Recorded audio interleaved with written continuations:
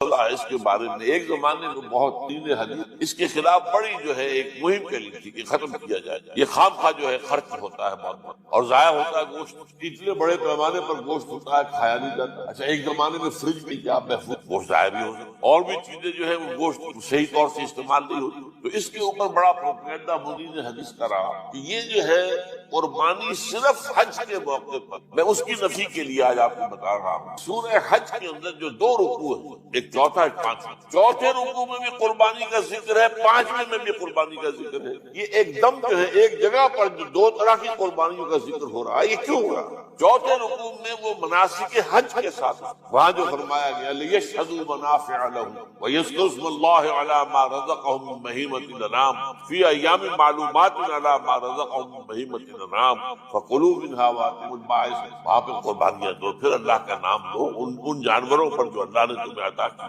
اور جو معین دنوں کے اندر دو، فی ایام معلومات، اور پھر اس میں سے خود بھی کھاؤ، اور جو ہے جو جیسے صدقہ کا گوشت ہوتا ہے وہ نہیں ہے، وہ قربانی کا گوشت ہے، آپ خود بھی کھائیں اور غرباء کو کھلائیں، غریبوں کو دیں۔ تو ایک پورا حکم آ چکا ہے چوتھے رکوع کے۔ پانچواں رکوع پورا کا پورا جو ہے وہ عید الاضحیٰ پر ہے میرے دوست۔ یہی حکمت صوم کے بارے میں کہ وہاں جب ایک حکم تکرار کر دیا کہ پہلے فرما دیا گیا فمن کان منکم مریضا او علی سفر فعدۃ من ایام اخر، اگر بیمار ہو کوئی اور یہ یا کہ سفر پر ہو تو تعداد دوسرے دنوں میں پوری کرے۔ پھر کیا وجہ دوبارہ آ رہا ہے؟ شہر رمضان الذی انزل فیہ القرآن ھدی للناس وبینات من الہدی والفرقان فمن شہد منکم الشہر فلیصم ومن کان مریضا او علی سفر فعدۃ من ایام اخر۔ کیوں؟ یہ تو ادبی اعتبار سے یہ کلام کا عیب شمار ہوتا، تکرار بلا کسی سبب نہیں۔ وہاں کیا تھا؟ وہاں ان دو رعایتوں کے ساتھ تیسری بھی شامل تھی کہ اگر صحیح ہو اور مقیم ہو پھر بھی روزہ نہ رکھو تو ایک مسکین کو کھانا کھلا دو۔ یہ رعایت ختم ہوئی ہے رمضان کے روزے، اب رکھنا پڑے گا روزہ، اور اگر بیمار ہو یا سفر پر ہو تو ٹھیک ہے دوسرے دن پورا کرو، پورا کرنا لازم۔ یہ چیز جو ہے یہ در حقیقت کسی وجہ سے بالکل یہی بات ہے۔ سورہ حج کے چوتھے رکوع کے اندر وہ جو قربانی ہے حج کے ساتھ اس کا ذکر آتا ہے۔ اب سنیے یہ جو آ رہا ہے، فرمایا وَلِكُلِّ أُمَّةٍ جَعَلْنَا مَنسَكًا، ہر امت پر ہم نے ایک جو ہے قربانی کا معاملہ نازل جو ہے فرض کیا۔ میں نے چونکہ آج صبح کہا تھا کہ صوم اور حج مشابہت، دیکھیے صوم کا حکم بھی آیا تھا تو کس طور سے آیا تھا؟ یا ایھا الذین آمنوا کتب علیکم الصیام کما کتب علی الذین من قبلکم لعلکم، اہل ایمان تم پر روزہ رکھنا فرض کیا گیا جیسے کہ فرض کیا گیا تھا ان پر جو تمہیں پہلے۔ یہاں پر اسی حوالے سے بات ہے کہ اے مسلمانوں یہ قربانی صرف تم پر فرض نہیں کی جا رہی، یہ تو ہر امت پر، ہر نبی ہر رسول کی امت۔ وَلِكُلِّ أُمَّةٍ جَعَلْنَا مَنسَكًا لِيَذْكُرُوا اسْمَ اللَّهِ عَلَيْهَا، تاکہ وہ نام لیں اللہ کا، عَلَىٰ مَا رَزَقَهُم مِّن بَهِیمَةِ الْأَنْعَامِ، اس اللہ تعالیٰ نے یہ چوپائے جو ہیں حیوانات ان پر اللہ کا نام لے کر چھری جائے، اللہ کے نام سے ذبح۔ فَإِلَٰهُكُمْ إِلَٰهٌ وَاحِدٌ فَلَهُ أَسْلِمُوا، یہ جان لو کہ اس قربانی اصل روح کیا ہے؟ وہ یہ ہے کہ اللہ تمہارا ایک الہ ہے، اسی کے سامنے جھکانا۔ یہ روح تقویٰ اگر نہیں ہوگی تو یہ قربانی بے معنی ہے۔ نماز و روزہ و قربانی و حج یہ سب باقی ہیں، تو باقی۔ جب اللہ تعالیٰ کے ساتھ تعلق نہیں ہے تو یہ ساری چیزیں نہیں ہو سکتی۔ وَآتَى الْمَالَ عَلَىٰ حُبِّهِ، اب اس میں جو ترتیب میں نے کہا تھا، الْأَقْرَبُ فَالْأَقْرَبُ، الْأَقْرَبُ فَالْأَقْرَبُ، سب سے پہلے ذوی القربیٰ، اور اس میں اکثر و بیشتر ہم سے کوتاہی، دور دراز کے لوگوں کے ساتھ نیکی ہو رہی ہے، سگے بھائی کی بیوہ اور یتیم بچے جو ہے وہ محروم ہیں، انہوں نے اس وقت یہ کر دیا تھا، یہ کر دیا تھا۔ ظاہر بات ہے کہ رشتہ داروں سے تو شکایتیں ہوتی ہیں، یہ تو ہمیشہ ہمارے مخالف رہے گی، ان کی ہم کیسے مدد؟ اگر تو اللہ کے لیے دینا ہے تو پہلا حق ان کا، من احب للہ وابغض للہ واعطى للہ ومنع للہ، اللہ کے لیے دیا ہے اگر تو اپنے اس نفس کی جو انتقام کا جذبہ ہے اس کو کچلو، اور جس کا سب سے پہلا حق ہے اس کو پہنچاؤ۔ حق بحقدار رسید ذوی القربیٰ والیتامیٰ، جو بے سہارا رہ گئے، باپ کا سایہ نہیں، والمساکین، مساکین کسے کہتے ہیں؟ مسکنت کہتے ہیں کم ہمت۔ آپ کو معلوم ہے آج کل ایک مرض کہلاتا ہے نیورستھینیا، آدمی دیکھنے میں ہٹا کٹا ہے، صحت مند ہے، لیکن اندر سے اس کی کوئی ہمت ایسے جواب دے گئی ہے کچھ کر ہی نہیں سکتا، وہ ہے مسکین۔ اسی لیے جو فرمایا گیا یہودیوں کے لیے ضربت علیہم الذلۃ والمسکنہ، ذلت کے معنی بھی کمزوری اور مسکنت کم ہمت، ہمت ختم ہو گئی۔ تو جو اپنے پاؤں پر نہیں کھڑا رہ سکتا اس وجہ سے کہ اس میں وہ ہمت کم ہو گئی، وہ بھی مستحق ہے۔ وابن السبیل اور مسافر، پرانے زمانے میں آپ کو معلوم ہے نہ سرائے تھی، نہ کچھ اور تھا، نہ ہوٹل تھے، پھر اگر کہیں راستے میں چوری ہو گئی، ڈاکہ پڑ گیا، تو آدمی جو ہے گھر میں خود ہے، کفیل ہے، اچھا ہے۔ اس وقت کی حالت ایسی۔ ہمارے یہاں بیگرز نے اسی کو ایک بہت بڑا بہانہ بنایا ہوا، جی میں آیا تھا وہاں سے اور یہاں سے اور میری جیب کٹ گئی، سب چلا گیا، اب مجھے واپس جانے کے لیے کرایہ چاہیے۔ اکثر و بیشتر جھوٹے کے اگر آپ کسی کو پکڑ لیں اور ساتھ لے کر کہیں تحقیق کراؤ تو بھاگ جائے گا، پھر بھی آئے گا اس وقت۔ لیکن یہ کہ سبیل یہ بھی ایک کھاتا ہے۔ وسائلین، یہ ذرا تفصیل طلب ہو۔ اسلام کی تعلیم بڑی متوازن، ایک طرف سوال کی مذمت ہے، مت اپنا دستے سوال دراز کرو کسی کے سامنے۔ جو شخص ہاتھ پھیلاتا ہے مانگنے کے لیے، وہ اپنی عزت نفس کو ہتھیلی پر رکھ کر آپ کے سامنے پیش کرتا ہے اور آپ ٹھوکر مار دیتے ہیں اس کی عزت۔ مانگو اللہ سے، اللہ کسی کے دل میں ڈالے تمہاری ضرورت پوری کر سکتا ہے، بغیر اس کے کہ تم کسی کے سامنے دستے سوال دراز کرو۔ سخت مذمت ہے، اور خاص طور پر بیگری جو ایک انسٹیٹیوشن بن گیا ہے، ایک پیشہ بن۔ اسلام کی تعلیمات کے منافی اور جس طرح کی ہم خیرات بانٹتے ہیں، 5 روپے کا نوٹ دے رہے ہیں مانگنے والوں، مسجدوں کے باہر سمجھ رہے ہیں ہم نے حاتم طائی کی خبر کو لات مار دی، حالانکہ حقیقت میں آپ انسٹیٹیوشن آف بیگری کو سپورٹ کر رہے ہیں۔ کسی ایک کو لے لو، آؤ چلو مجھے اپنا گھر دکھاؤ، مجھے بتاؤ تم واقعی اس قابل ہو یا نہیں ہو، اور پھر اس کی مدد کرے، لمسم کرے، پھر وہ 5 روپے دیں ایسی دے کہ وہ کچھ اپنے پاؤں پر کھڑا ہو۔ میں نے 1 روپیہ نہیں کہا آج کہ 1 روپیہ تو اب کوئی شے نہیں رہی، لیکن یہ کہ 5 روپے کا نوٹ بھی آپ نے تقسیم کرنے شروع کر دیے، یہ کیا ہے؟ وسائلین وفی الرقاب، لیکن دوسری طرف سائل کو جھڑکنا نہیں، ولا اما سائل فلا تنہر، جھڑک کو نہیں۔ اچھا بھائی نہیں، معاف کرو میرے پاس آپ کی مدد کی میں کچھ نہیں کرتا۔ دونوں کے درمیان اصل میں معاملہ، بلکہ یہاں تک بھی فرمایا سائل کو ضرور دو، چاہے وہ گھوڑے پر سوار ہو کر تمہارے دروازے، کیا پتا اس کی واقعی الجھن کیا ہے۔ تو سوال کی مذمت اور سائل کو جھڑکنے کی ممانعت، حتی الامکان خالی ہاتھ نہ لوٹاؤ، اس نے اپنی عزت نفس اپنی ہتھیلی پر رکھ کر تمہاری سامنے پیش کر دیا، اسے ٹھوکر۔ لیکن جیسا کہ میں نے عرض کیا، یہ انسٹیٹیوشن آف بیگری جو ہے یہ ایک علیحدہ شے ہے، بالکل اس کا اس سے کوئی تعلق نہ سکتا۔ وفی الرقاب، رقاب جمع ہے رقبہ، گردن، فک رقبۃ او اطعام فی یوم ذی مسغبۃ یتیما ذا مقربۃ او مسکینا ذا متربہ۔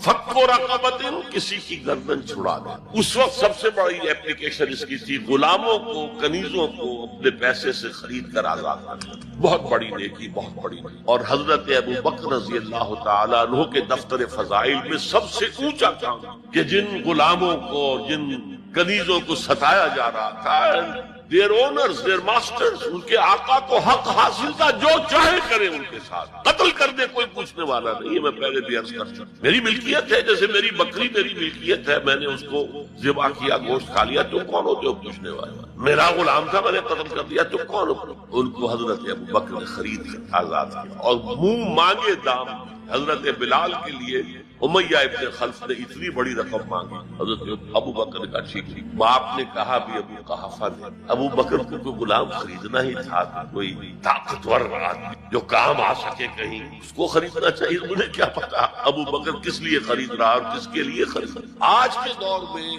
اس کی اپلیکیشن ہوگی، کوئی شخص جو ہے اگر قرض میں اس طرح جکڑا جائے کہ لاکھ ہاتھ پاؤں مارے نکل نہیں سکتا، اس کو کوئی لم سم مدد دے کر اس قابل کیا جائے کہ وہ پھر اپنے پاؤں پر کھڑا ہو جائے۔ یہ نہیں کہ اسے آپ ہر مہینے کچھ رقم دیتے رہے مینٹین، اس سے تو وہ اسی پوزیشن میں رہے گا۔ یہ بعض مائنورٹی کمیونٹیز کے اندر یہ معاملہ موجود، کوئی بھائی اگر گر گیا ہے کاروبار میں تو اس کی پھر ایسی مدد کی جائے کہ وہ پھر آپ کی صف میں آ کر کھڑا ہو جائے، respectable members of your community, وہ اس شکل میں پہنچ جائے۔ یہ بھی فک و رقبۃ اس کی ذیل میں آج کل آئے۔ لفظ ایک ہے لیکن آیت ہو گئی، الگ اس کے کوئی معنی نہیں بنتے۔ الرحمن، یہ کیا مطلب ہے؟ خبر جڑے گی اللہ والقرآن، رحمان نے قرآن سکھایا، اب اللہ بولو گے کیوں انہیں علیحدہ کیا گیا؟ اس کی بڑی ایک آیت ہے الرحمن علم القرآن، ایک دن خلق الانسان، دوسرا جملہ علمہ البیان، تیسرا جملہ، لیکن نہیں پہلے جملے کو سپلٹ کر کیوں 4 چوٹی کی چیزوں کا ذکر، یہ خاص مقام ہے، اس پر اللہ نے مجھے خاص شرح ہے۔ یہ بات ہے آپ کو کسی تفسیر میں نہیں مل سکتی، یہ اللہ کے لیے نہیں، اس کی عطا ہے، اس کا فضل ہے، اس کا کرم ہے۔ ذالک فضل اللہ یؤتیہ من یشاء، اللہ کے ناموں میں سب سے زیادہ حسین اور محبوب نام یہ عام تصور کے خلاف ہے۔ ہمارے ہاں اہل تصوف نے اس کو عام کیا ہے کہ اللہ کا اسم ذات اللہ ہے، اور قرآن میں بھی اللہ کا استعمال زیادہ ہے۔ اس کی وجہ کیا ہے کہ یہ نام عربوں میں پہلے سے موجود تھا۔ ظاہر بات ہے گفتگو کسی سے کرنی ہو تو آپ کے اور اس کے درمیان کمیونیکیشن کسی کامن ایشو سے شروع ہو سکتا ہے۔ اللہم تو آپ مانگتے تھے مریت دست لبیک اللہم لبیک لبیک لا شریک لک لبیک الا شریکا تملکہ وما ملک۔ لبیک تلبیہ تو ان کا بھی یہی تھا، لبیک اللہم لبیک، میں حاضر ہوں اللہ میں حاضر ہوں اللہ میں حاضر ہوں، تیرا کوئی شریک نہیں سوائے اس شریک کے کہ جو اختیار اسے حاصل ہے وہ بھی تیرا اختیار ہے۔ اللہ ان کے ہاں ہمیشہ سے معروف تھا، اس لیے تم اللہ کا نام ہے۔ لیکن قرآن نے زیادہ انٹروڈیوس کیا الرحمن۔ سورۃ الفرقان کی آیت ہے، جب ان سے کہا جاتا ہے رحمان کو سجدہ کرو، قالوا امر رحمان، وہ کہتے ہیں رحمان کون ہے، ہم نہیں جانتے۔ حالانکہ لفظ موجود تھا رحمان۔ حضرت ابوبکر بیٹا دور جاہلیت کی پیداوار ہے عبد الرحمن ابن ابی، لیکن پھر بھی وہ اسے اس معنی میں نہیں لیتے تھے۔ اللہ قرآن نے اسے فرمایا کہ کیوں کیا؟ دیکھیے اللہ نے ہمیں پیدا کیا، کوئی ہماری غرض تھی، ہم نے چاہا تھا کہ ہمیں پیدا کیا۔ اللہ ہمیں رزق دیتا ہے اپنے مقصد سے دیتا ہے، ہمیں زندہ رکھنا ہے اس نے امتحان کے لیے، امتحان لینا ہے نا، تو زندہ رہیں گے تو امتحان دیں گے۔ ہمیں جس کی احتیاج ہے، جس کی احتیاج ہے، جس کی احتیاج وہ رحمت ہے، اور یہ رحمت کا مادہ وہ ہے جس سے اللہ کے دو نام الرحمن الرحیم، الرحمن الرحیم، بسم اللہ الرحمن الرحیم۔ رحمت کی سب سے زیادہ کیوں؟ حضور نے فرمایا کوئی شخص جنت میں داخل نہیں ہو سکتا محض اپنے اعمال سے، جب تک کہ رحمت خداوندی دستگیری کسے کہتے ہیں؟ کسی کا ہاتھ پکڑ لینا، پکڑ کے کھینچے، دستگیری۔ کسی صحابی نے بڑی ہمت کی دوسری حضور آپ بھی جب آپ کا کوئی انسان مل جائے گا جنت میں صرف اپنے اعمال پر کیا گیا تو بڑا کیٹیگوریکل اسٹیٹمنٹ ہے، کوئی ایکسیپشن ہے؟ آپ ایکسیپشن ہے یا نہیں؟ فرمان نہیں، میں بھی الا یتغمدنی ربی برحمتہ، میں بھی جنت میں داخل نہیں ہو سکوں گا اگر میری رب کی رحمت مجھے ڈھانپ۔ تو ہمیں سب سے زیادہ کس سے کہ اگر اصل زندگی آخرت کی اور وہ یا جنت ابدا ہے یا نار، تو ہماری اصل زندگی رحمت۔ علم القرآن، اس نے سکھایا ہے۔ پہلی بات تو واضح ہوئی جیسے کہ پہلی میں جو آیت سنا چکا ہوں، قل بفضل اللہ وبرحمتہ، اللہ کی رحمت کا مظہر ہے قرآن۔ یہاں فرمایا رحمانیت کا مظہر عدم قرآن۔ رحمان جو ہے یہ مبالغے کا صیغہ ہے۔ عرب کہے گا انا عطشان، میں پیاسا مر رہا ہوں، پیاس۔ انا جوعان، میں بھوک سے مر رہا ہوں۔ غضبان، نہایت غضبناک۔ رحمان، نہایت نہیں، نہایت رحمت، جس کی رحمت ٹھاٹھے مارتے ہوئے سمندر کر جوش۔ یہ رحمت خداوندی کے جوش کا مظہر ہے۔ دوسری بات کیا ہے اس میں؟ باقی سارے علوم کس نے دیے؟ سائنس کس نے سکھائی؟ یہ وہ علم الاسماء آدم کلھا ہے جو حضرت آدم کے اندر بدیت کر دیا گیا ہے، پورا سائنس کا پورا۔ لیکن وہ کس شکل میں تھا؟ جیسے آم کی گٹھلی میں آم کا درخت، اسے توڑیں گے تو گٹھلی کے اندر کچھ بھی نظر نہیں آئے گا، لیکن درخت سارا کہاں سے آ گیا؟ اس کو آپ انگریزی میں کہتے ہیں پوٹینشل، عربی میں کہتے ہیں بالقوہ پوٹینشل۔ یہ سارا یہ علم جو ہے سائنٹیفک اینڈ ٹیکنالوجیکل، یہ حضرت آدم کو دیتے ہیں۔ اسی بنا پر مخلوق بنا، اسی بنا پر خلیفۃ ملا، خیر۔ لیکن یہ علم ہے جو ایکسفولیٹ ہو رہا ہے، جیسے آم کی گٹھلی سے پہلے دو پتیاں نکلتی ہیں، پھر اٹھتی ہیں، چلتی ہیں، تنا بنتا ہے، پودا ہے، درخت ہوتا ہے، ایسا۔ اسی لیے ہزاروں برس ہو گئے ہیں اس آم کی گٹھلی سے یہ علوم برآمد ہو رہے ہیں، اور یہ پچھلا 100 سال یہ ایکسپلوژن، دھماکہ ہے علم، معلومات کی انتہا، ٹیکنالوجی کی انتہا ہے۔ چاند کو تو قدموں تلے آدمی روت کے آگے آئے، اب وہ کمند جان رہا ہے مریخ پر، کمند تو جا کے اٹک گئی ہے۔ لیکن سارے علوم میں چوٹی کا علم قرآن کا علم، اللہ کے تمام اسماء میں چوٹی کا نام الرحمن، اور جتنا بھی علم اس نے انسان کو دیا، ملائکہ کو دیا، جنات کو دیا، کسی کو دیا، سائنسدانوں کو دیا، فلسفیوں کو دیا، ان میں چوٹی کا علم اس کی رحمانیت کا مظہر اتم۔ اگلی آیت آسان، خلق الانسان، انسان کو پیدا کیا۔ آپ بھول جائیں گے بھائی انسان کو پیدا کیا، کیا جنات کو نہیں کیا؟ کیا ملائکہ کو نہیں کیا؟ نورانی ہستی کیا گیلیکسیز کو پیدا کیا؟ سورج کو نہیں کیا، چاند کو نہیں کیا، سیاروں کو نہیں کیا، ستاروں کو نہیں کیا، پہاڑوں کو نہیں کیا، جانوروں کو نہیں کیا، لیکن اس کی تخلیق کا نقطہ عروج، کلائمیکس انسان۔ میں نے کہا تھا 4 چیزیں تھے، اللہ کے ناموں میں سب سے اونچا نام، اس کے دیے ہوئے علوم میں سب سے اونچا علم القرآن، اس کی تخلیق میں سب سے جس کے لیے کہا گیا ہے قرآن میں خلقتہ بیدی، اس آدم کی تخلیق میں نے اپنے دونوں ہاتھوں سے کی۔ فسجد الملائکۃ کلھم اجمعون، اس قدر تاکید ہے الملائکہ حسن، تمام فرشتوں نے سجدہ کیا، سب کے سب نے کیا، سب کے سب نے کیا، تاکہ کہیں مغالطہ نہ رہ جائے کہ شاید جبریل نے نہ کیا ہو، شاید اسرافیل نے نہ کیا ہو، تو بڑے اونچے فرشتے نہیں، سب کے سب نے، سب کے سب نے، سب کے سب نے، وہ ہے انسان۔ سمجھ میں آ رہی ہے بات؟ یہ آیت ایسے نہیں ہے الرحمن علم القرآن خلق الانسان علمہ البیان، بس اور اچھا اگلی آیت علمہ البیان، اسے بیان کی صلاحیت۔ بینائی کس نے عطا کی؟ فرمائیں اللہ نے۔ یہ سنوائی کان کس نے؟ ہاتھ پاؤں کس نے؟ ہمیں کتنی صلاحیت ہے، چوٹی کی صلاحیت قوت بیان آ رہے نا آپ ایک حساب سے۔ ہماری اگر بینائی ہے تو حیوانات کی بینائی ہم سے 1000 گنا سے، بعض جانوروں کی بینائی ہم سے 1000 گنا، وہ قاب اتنی بلندی سے زمین پر پڑی ہوئی سوئی کو بھی نہیں، ایسے حیوانات بھی ہیں جو بغیر روشنی کے لیے ہو گئے نا ہم سے آگے، وہ بھی قوت سماعت ہم سے بہت آگے ہیں۔ گھوڑے کے سوار نے ابھی کوئی آواز نہیں سنی، گھوڑے کے کان میں سن لی ہے، اس کے کان کھڑے ہو گئے، اینٹیناز جنہیں آپ کہتے کنوتیاں، گھوڑے کی کنوتیاں کھڑی ہو کہ کچھ ابھی سوار کہتے ہیں، فرشتے کو بھی بتا دیا، اس کی سماعت اتنی تیز۔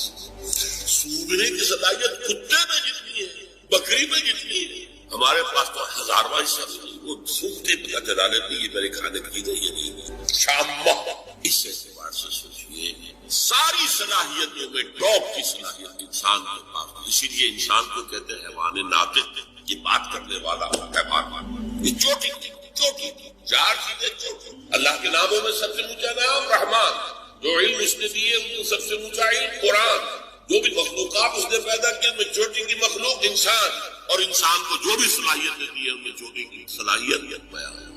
اور اس کو میں سائنٹیفکلی بھی بتا دیتا ہوں آپ کو، صرف ڈاکٹرز اس کی صحیح طور سے سمجھ سکتے ہیں، بلکہ ان کے علم میں ہے ہمارا جو سینٹرل نروس سسٹم ہے، اسپائنل کارڈ ہے، برین میں جو سب سے اوپر کا حصہ تو پیلے سے زرد رنگ کا جو بنتا ہے، اس میں ایریاز اس کے پچھلے حصے میں آنکھ جو کوئی دیکھتی ہے، آنکھ کے اندر کوئی کیمرہ لگا ہوا ہے صرف، اور کیا ہے کیمرے پر پکچر آئی، یہاں سے وہ اب میسج جا رہے ہیں، الیکٹرانک میسجز، یہاں ہے وہ ایریا اس گرے میٹر کے اندر جو سے انٹرپریٹ کرتا ہے یہ کیا چیزیں جو آنکھ نے دیکھی ہے، اسے آپ کہیں گے ویژن سینس، دماغ۔ آنکھ کچھ نہیں دیکھ سکتی، آنکھ کوئی آدھا ہے دیکھنے والی شے تو یا دماغ میں ہے، کان کی تو ہوا کی وہ جو بھی ویو سے ٹکرا رہی ہے یہ انٹرپریٹ کہاں ہوتی ہے؟ دماغ میں ہوتی ہے، ہیئرنگ سینس۔ سب سے بڑا ایریا جو ہے اس میں وہ اسپیچ سینس، اور اس کے 2 حصے، دوسروں کی گفتگو کو سمجھنا اور پھر اپنے معافی ضمیر کو بیان کرنا، 2 حصے۔ جیسے کہ ایک بہت چھوٹا سا فنومینن ہے، آپ کا ہاتھ یہاں رکھا ہوا تھا، کسی چیز نے کاٹا، فوراً ہاتھ کھینچ لیے، حالانکہ آپ کے کانشیس لیول میں کوئی فیصلہ نہیں، یہاں سے سینسیشن گئی ہے آپ، اور یہاں سے آرڈر آیا ہٹاؤ آپ کیا، تو ہر چیز کی یہ 2 حصے ہیں۔ تو اسی طریقے سے ہم سنتے ہیں، سمجھتے ہیں، یہ ہمارا ایک ہے، پھر اپنی رائے قائم کرتے ہیں، پھر تو اسپیچ سینٹر کے بھی یہ 2 حصے ہیں، اور ہمارے برین میں لارجسٹ ایریا ہے وہ اسپیچ سینٹر۔ اچھا اب میں آ رہا ہوں، یہ آیتیں 4 ہوئی، الرحمن علم القرآن خلق الانسان علمہ البیان، ٹھیک ہے؟ جملے کتنے ہیں؟ 3، الرحمن علم القرآن، 1 خلق الانسان علمہ البیان۔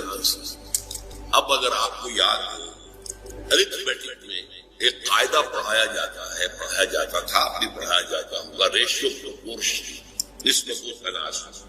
3 ویلیوز دی ہوئی ہے جو ابھی تلاش کرو، یہ 3 ویلیوز آ گئی ہے، ان 4 آیا ہے، چوتھی تلاش کرو. چوتھی کیا؟ اعلیٰ ترین صلاحیت کو اعلیٰ ترین شے پر استعمال. کیا سب سے اونچی صلاحیت، سب سے اونچی نعمت جو ہے اللہ، اس پر سب قرآن سمجھو. یہ ریشے پورشن سے نتیجہ نکلا کہ نہیں، لیکن قرآن کا اصول کیا ہے؟ وہ خلا چھوڑ دیا. یہاں خلا چھوڑ دیا. چوتھی چیز الرحمن علم القرآن خلق الانسان علمہ البیان. اب الشمس والقمر بحسبان. بات بدل گئی. ان تینوں کا نتیجہ کیا ہے؟ ان تین آیا ہے یہ خلا چھوڑا. یہ خلا چھوڑا ہے اولو الالباب کے لیے، ہوش والوں کے لیے، عقل والوں کے لیے، کہ اپنی عقل کو اپنائیں. اور اللہ کا یہ فضل و کرم ہے کہ اس کے ذمن میں اللہ محمد رسول اللہ صلی اللہ علیہ وسلم کے ذریعے سے ہمیں اس خلا کرنے کا ایک سہولت دی. اب دیکھیے میں نے حدیث سنائی تھی، الرحمن علم القرآن خلق الانسان علمہ البیان، عن عثمان ابن عفان خیرکم من تعلم القرآن وعلمہ. تم میں سے بہترین لوگ وہ ہیں جو قرآن سیکھیں. یہ اس کا نتیجہ ہوگا. اما بعد فقد قال اللہ تبارک وتعالی كما ورد في آل عمران اعوذ باللہ من الشیطان اللہ الرحمن ان اول بیت وضع للناس للذی ببکۃ مبارکا وہدی للعالم فیہ آیات بینات مقام ابراہیم ومن دخلہ کان آمنا وللہ علی الناس حج البیت من استطاع الیہ ومن كفر فإن الله غني عن العالم. قال عز وجل كما ورد في سورة الحج ولكل أمة جعلنا منسكا ليذكروا اسم الله على ما رزقهم بهيمة الأنعام فإلهكم إله واحد فله أسلموا وبشر الذين إذا ذكر الله وجلت قلوبهم والصابرين على ما أصابهم والمقيم الصلاة ومما رزقناهم والبدن جعلناها لكم من شعائر الله لكم فيها خير فاذكروا اسم الله عليها صواف فإذا وجبت جنوبها فكلوا منها وأطعموا القانع والمعتر كذلك سخرناها لكم لعلكم تشكرون. لن ينال الله لحومها ولا دماؤها لن ينال الله لحومها ولا دماؤها ولكن يناله التقوى منكم كذلك سخرها لكم لتكبروا الله على ما هداكم وبشر المؤمنين. صدق الله. رب اشرح لي صدري ويسر واحلل عقدة من لساني يفقهوا قولي. اللهم ربنا ألهمنا رشدا اللهم أرنا الحق حقا وارزقنا اتباعه وارنا الباطل باطلا.